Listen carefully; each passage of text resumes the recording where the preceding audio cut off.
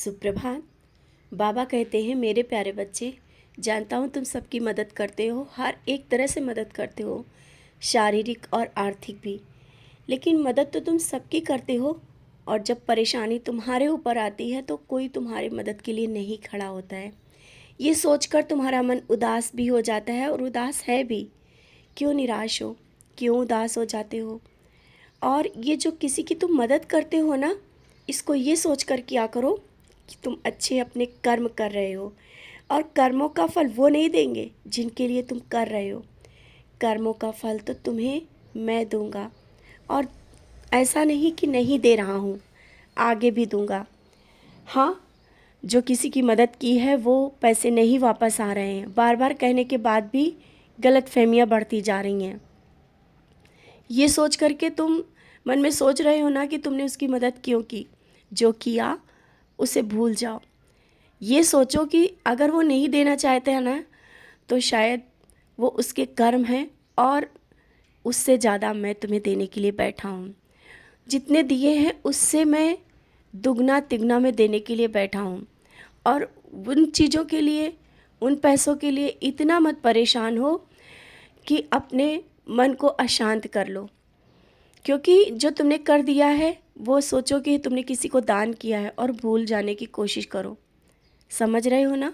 अपने मन को अशांत करो, और अब शब्द अपने मुँह से किसी को मत बोलो। किसी को ऐसे शब्द मत बोलो जो तुम्हें खुद को नहीं अच्छे लग रहे हैं। जानता हूँ गुस्से में निकल जाते हैं, क्योंकि तुम सबके लिए अच्छा सोचते हो, अच्छे के लिए ही करते हो, लेकिन लोग हैं ना, उसका गलत फ़ायदा उठाते हैं। कोई बात नहीं, तुम अपने कर्म करते चलो, जैसा है वैसा करते चलो। ये मत सोचो कि अब तुम ऐसा नहीं करोगे, अब नहीं करोगे किसी की मदद। मन में विचार निकाल देना। तुम मदद करते रहो, मैं इतना दूंगा कि इससे भी ज़्यादा कर पाओगे। मदद करने में पीछे मत हटना। ना ही ये मत सोचना कि तुम किसी का सहारा बन रहे हो तो वो तुम्हारा गलत फ़ायदा उठाए। वो गलत फ़ायदा उठाए तो उठाने दो, तुम अपने कर्म करो।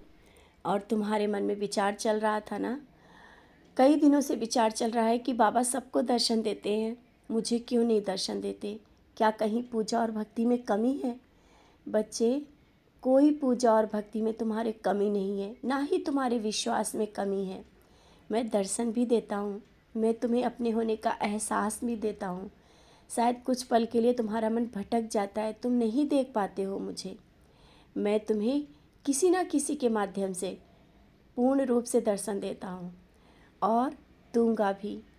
लेकिन अपनी भक्ति पर प्रश्न मत किया करो कि कहीं पूजा में कमी हो रही है, और जिस तरह से तुम पूजा कर रहे हो, यह समय ना मिल पाने के कारण जिस तरह से तुम्हें करनी चाहिए, या पहले जिस तरह से कर रहे थे, शायद वो अभी कुछ दिनों से तुम्हें उतना समय नहीं मिल पा रहा है। लेकिन कर्म भी ज़रूरी है, अपने कर्म करो। ये मत सोचो कि पूजा ही सबसे बड़ा कर्म है।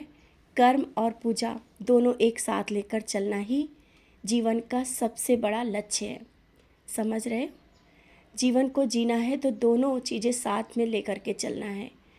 और तुम तो मुझे कहीं भी याद करो, चलते फिरते, उठते बैठते, खाना खाते वक्त, या जहाँ भी हो, जिस वक्त याद करो, मेरी भक्ति तो उसी में है।